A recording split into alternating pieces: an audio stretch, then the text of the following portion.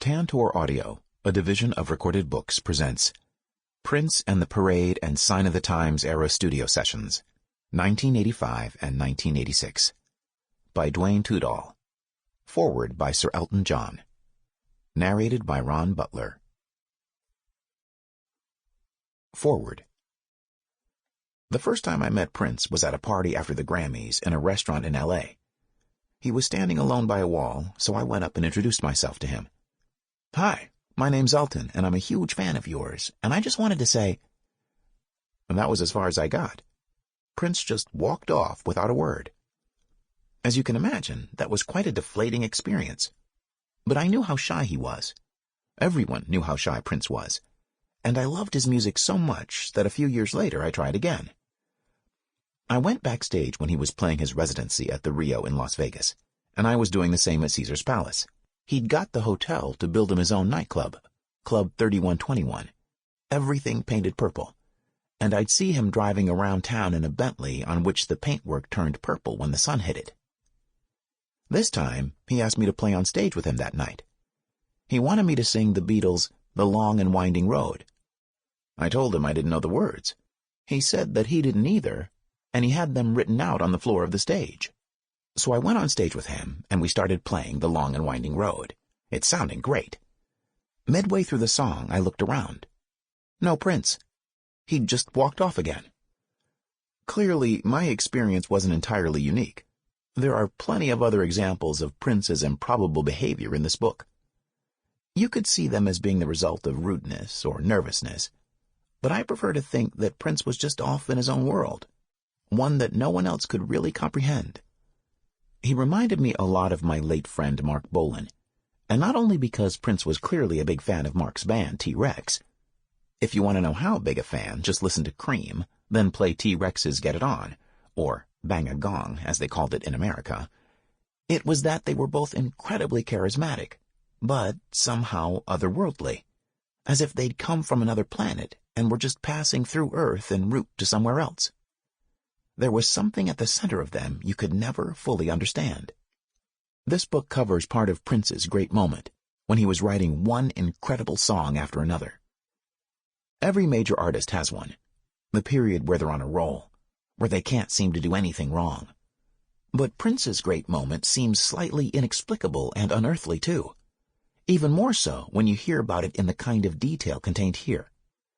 The sheer number of tracks he wrote and recorded, the speed at which he worked, the perfect simplicity of a song like Kiss or Sign of the Times, the incredible taste and subtlety of his arrangements, the way you watched as his influence spread throughout pop. I used to listen to his albums with my mouth hanging open. How had he done it? How did he make doing it look so easy? I felt the same way watching him live. I've never seen anyone with that degree of control over his audience, with that ability to manipulate a crowd. He was a very modern artist. He used the latest technology. He did something completely new. But in another way, he seemed strangely old-fashioned. He was part of a tradition, maybe the last in a tradition, of African-American artists that could do everything, that were demanding, that put on a show where every aspect was perfect, the playing, the backing vocals, the moves, the clothes, without losing any sense of spontaneity or excitement. You could trace a line back from Prince through James Brown, Little Richard, even to Duke Ellington. I'm not sure that I've seen or heard anyone I could say that about since Prince. I got to play with him one more time, in London at the O2 during his 21 Nights in London residency. He asked if I'd play The Long and Winding Road again, and this time he stayed on stage throughout. It was a real thrill, as exciting as playing with John Lennon or Bob Dylan or Ray Charles. But then, watching Prince perform that night from the audience was just as thrilling. It was one of the greatest performances I've ever seen in my life. When he passed away, I said that we all knelt at Prince's feet, and I meant it. I like to think that if you're a real musician, you recognize quality when you see it. But you didn't need to be a musician to recognize that in Prince you had quality that was extraordinarily high. You just needed ears and eyes. Elton John, January 2021. Preface. What's the use in half a story, half a dream? Lyrics from The Latter. Everything starts with a need. In the 1980s, we needed Prince. We didn't realize it, but we did. If you don't think so, imagine the 80s without him. No Purple Rain. No 1999. No Prince sitting naked on the cover of Love Sexy. Okay, we didn't need that one, but we wanted it. We wanted someone to slap us upside the head with a funky bass line or shock our senses with a song that had no bass line. We needed that because in many ways, music had gone stale, and there was little danger left. We needed someone to threaten the status quo, but also to push us to get off our asses and dance. We needed someone to remind us of the power of funk, the unbridled joy of riding a greasy groove, and earning the sweat from dancing all night to a pounding thump you could feel in your core. Prince brought that danger in so many ways.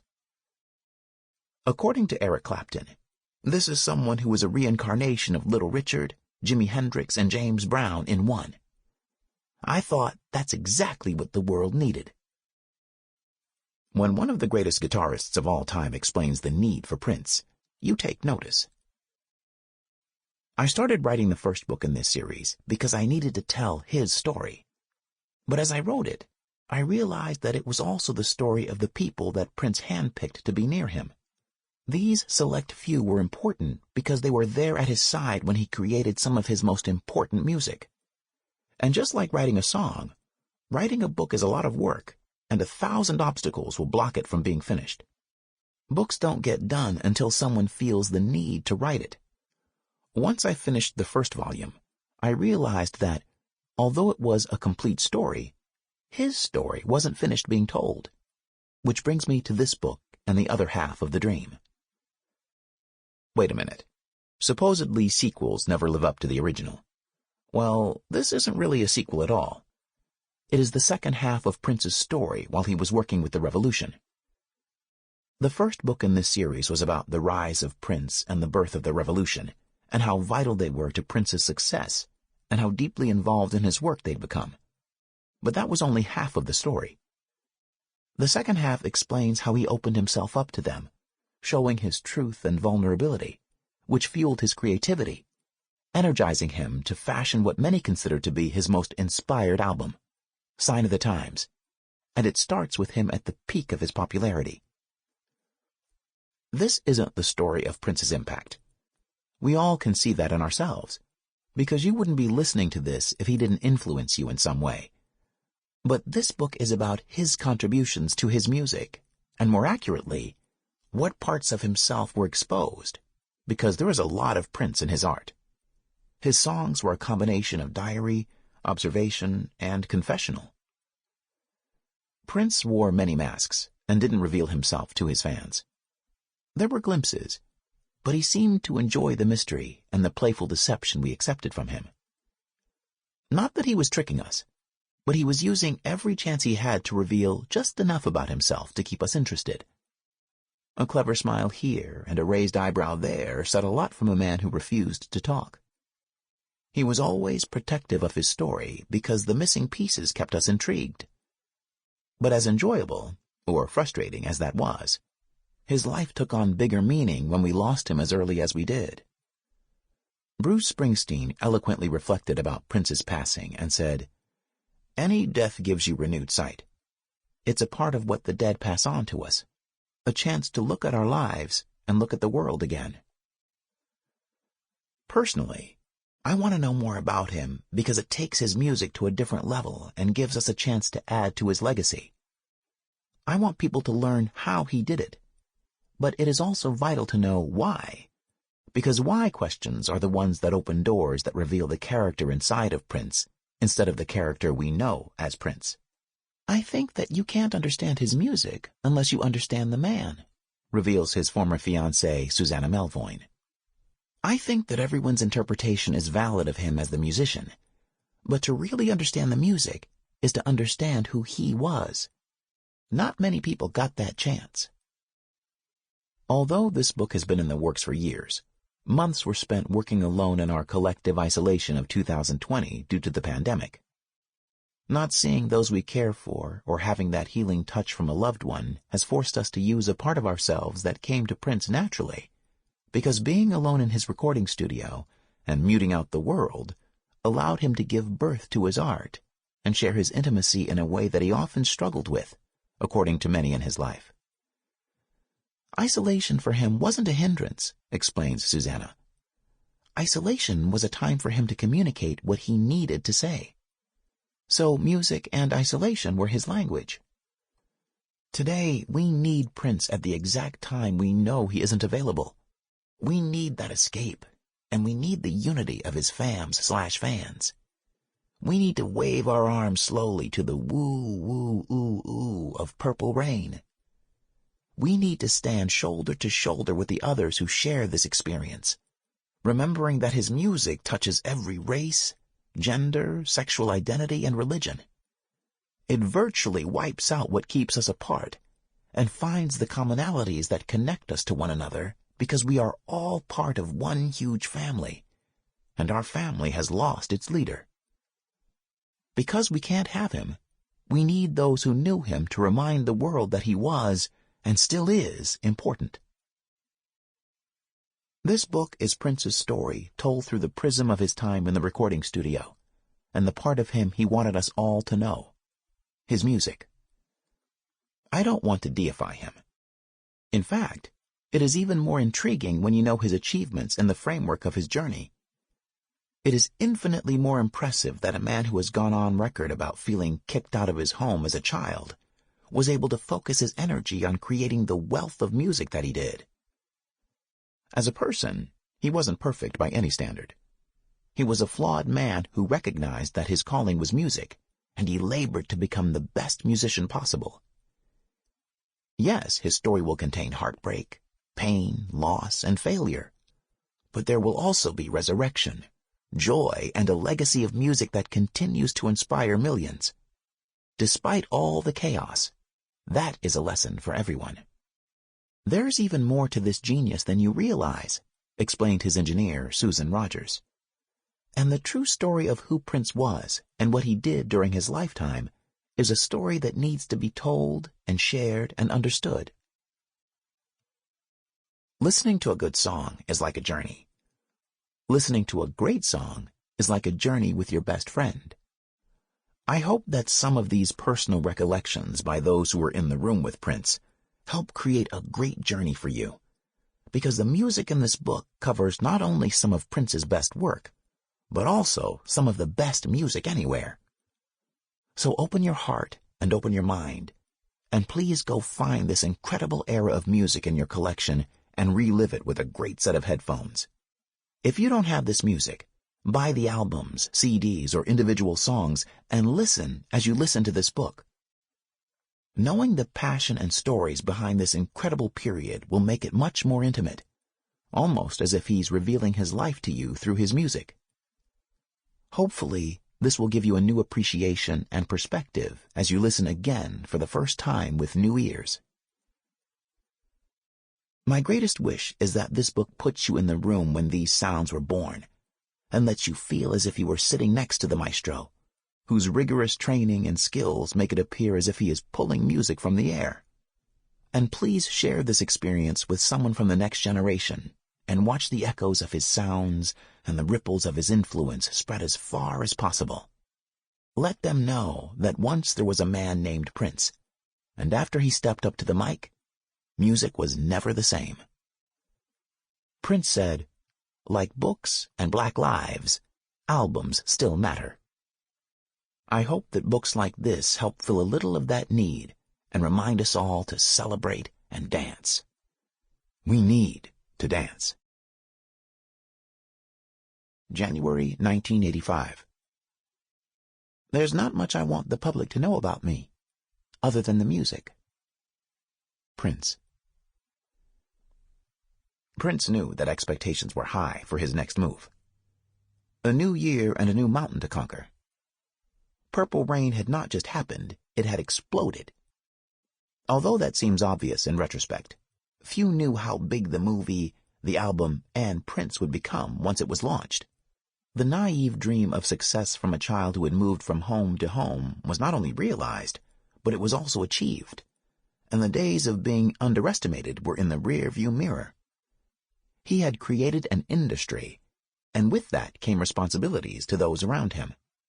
With his career-defining album, Purple Rain, still holding #1 pop album on the charts, and would for a total of 26 weeks, and the other 3 albums he produced, Ice Cream Castle by The Time, The Glamorous Life by Sheila E., and Apollonia 6 by Apollonia 6, were at 34, 47, and 134 respectively. The movie had been released on home video in the United States on November 16, 1984, and reached #1 on the Billboard Top Video Cassette Sales chart, and on the Billboard Top Video Discs charts, and #2 on the Billboard Top Video Cassette Rentals chart. The press was knocking at his door for interviews, information, and insights, but Prince maintained his distance and his mystery. According to those around him, Prince was physically drained, and what should have been the greatest time of his life was keeping him from where he wanted to be, in the studio. He was 2 months into the middle of the biggest tour of his career, and it was taking its toll on him.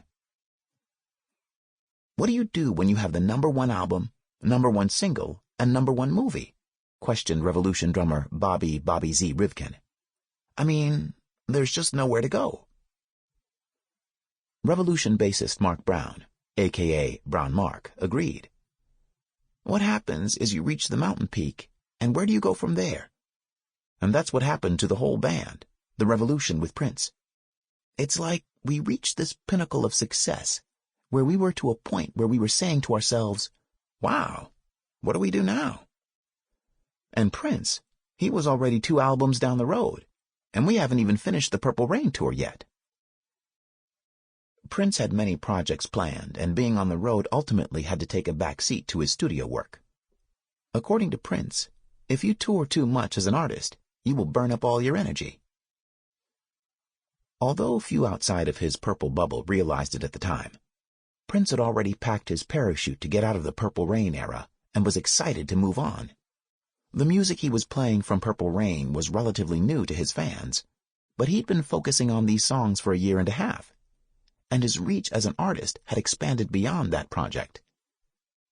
Even though his album was launched slightly more than 5 months earlier, he'd already completed work on the follow-up, Around the World in a Day, and expected it to be released in spring. He was also planning the music for his next project, the second album by percussionist Sheila E., as well as deciding on the direction of his career after Purple Rain. But before that, he had a tour to complete. Music is often recorded in a vacuum with no knowledge of how it will be received by the audience. Every song is a Hail Mary thrown down the field, hoping that there is someone who catches what the performer was feeling and runs with it.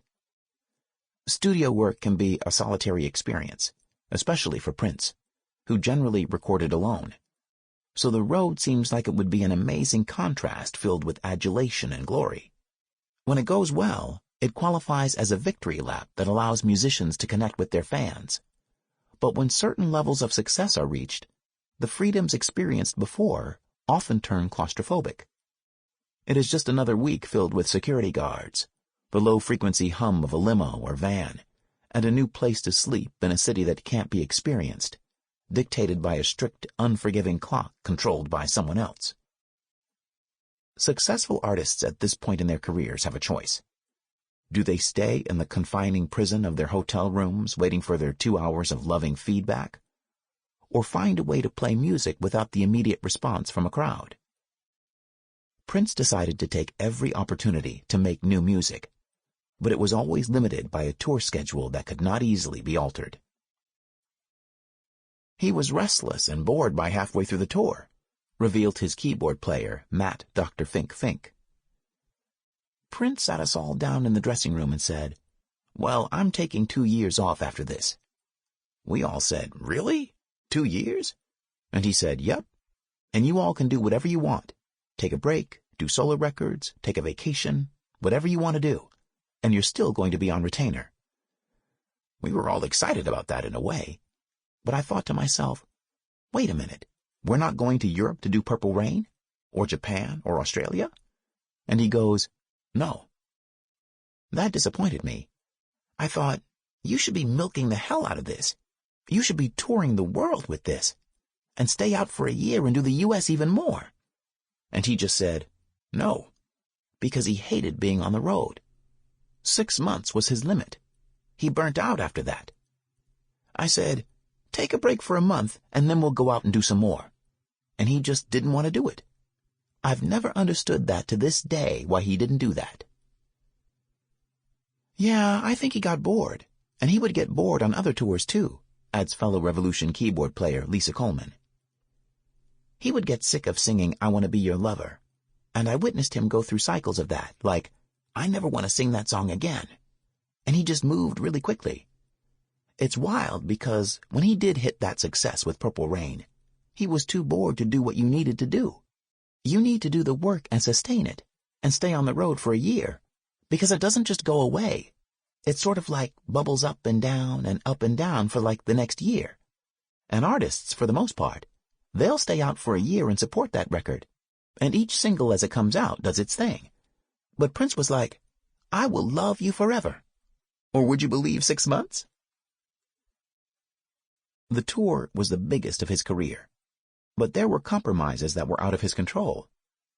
He'd originally envisioned The Time, his rival band from Purple Rain, joining him on the road, but lead singer Morris Day left the group and parted ways with Prince, causing the band to break up. Some of the remaining members had been consolidated into The Family, a new band he was grooming that had a lot of potential, but their album was not complete, and they had never played live, so they didn't qualify as the opening spot.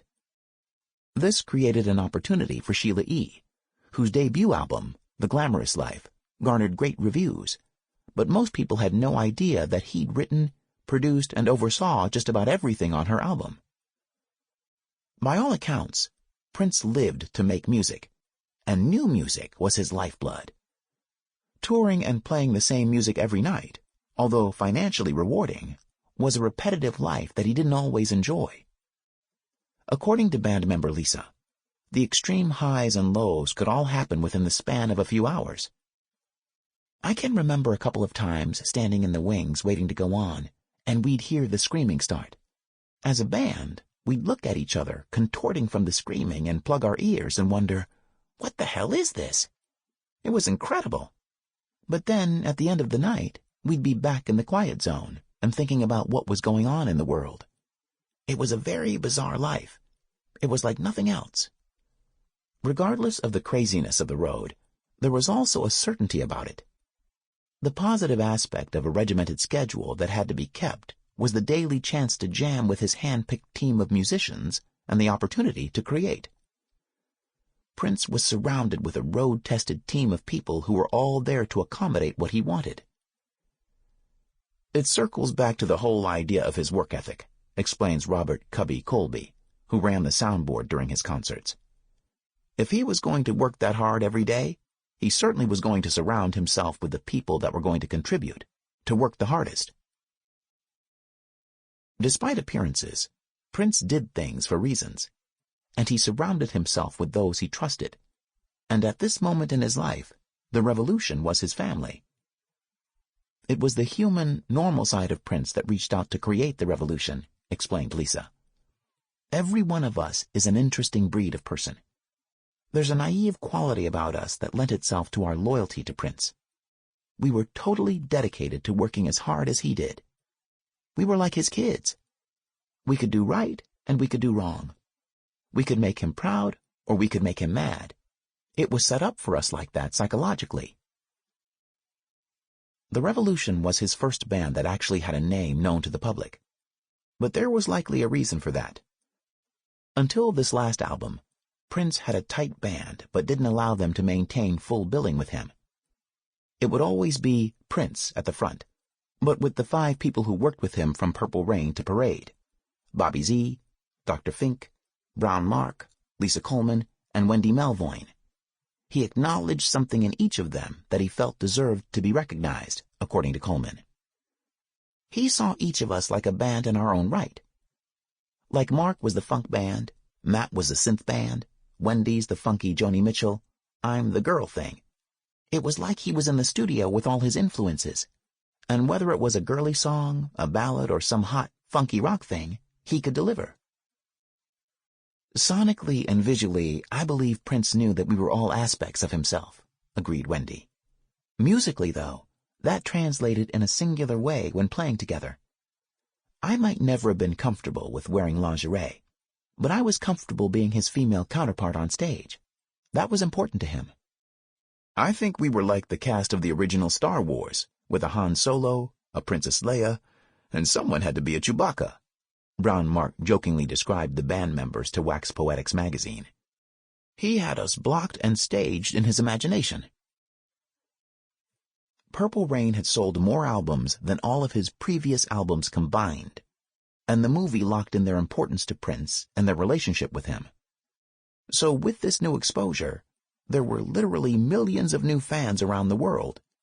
And to the majority of that new audience, it was, and always would be, Prince and the Revolution. Tuesday, January 1st, 1985. Venue: Reunion Arena, Dallas, Texas. Capacity: 18,276. Sold out. Prince was a teacher every day. He would be able to tell if that student was getting the homework from the night before, or the day before, or the show before. He just had his own way of knowing that. Either you knew what to do, or you didn't know what to do. You needed to be ahead of the game. Robert Cubby Colby. As soon as Prince and the band finished the final encore, the crew began breaking down the stage and packing it for the next city. In general, Prince wasn't patient, but when it came to the road crew, he was a little more tolerant. Regardless of Prince's demanding work ethic, he understood that there was a machine that worked behind him, and the road team wasn't following Prince. He was often following them after they had worked all night. He knew what we were up against, says Colby. He knew what the lighting crew team was up against every day. How difficult it was to load in this mammoth Roy Bennett production and this mammoth sound system and get this all right. And then he'd want to rehearse at 3 in the afternoon. We'd have 9 trucks to unload. It's only 8 in the morning, but we'd make it happen. We'd make it happen to the point where he'd go in and say, "Cubby, can I play my guitar?" "Sorry, Prince, not ready yet." The worst thing you could say was yes when it was not ready. We'd say, "Prince, we'll take the purple piano to your dressing room, okay?" That was much safer and better. There wasn't anything to it. We had multiples of everything. It wasn't a problem. It was just proactive thinking. He'd walk in the door. He would very seldom go to his own dressing room. He just went to his playground, and that was the stage. But the stage wasn't the only option he'd have when he felt the need to record. What we would do is have a mobile truck in some of the biggest cities like Los Angeles, New Orleans, Dallas, and New York, explains his recording engineer, Susan Rogers. Most of the time, at least during the Purple Rain tour, he'd come off stage and go over to our recording studio on the road. Prior to that tour, I had a big, thick directory of studios across the country, so it was my job to take road cases with tapes in them on the road with us, because we were making Sheila's record and recording for Prince as well. So I'd have to go into that directory, find local studios, and see the brief little summaries of who's recorded there, maybe what equipment they had. I'd call these folks up and say, "Do you have an opening? Can you take a special client tonight? Can you take Prince tonight?" Who does that? Who can make a record for another artist while they are on tour?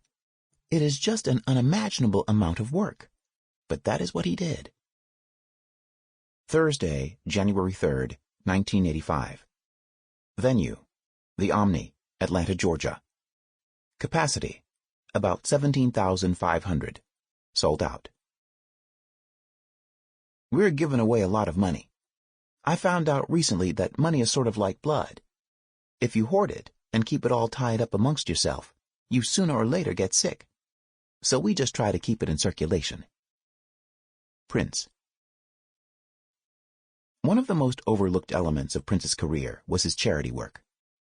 For the 5 shows at the Omni, Prince designated 482 Purple Circle seats for $50, and the proceeds helped fund Marva Collins' West Side Preparatory School in Chicago. Without Prince's money, there would be no institute, explained Marva in 1986. Multiply the first 200 Sample complete. Ready to continue?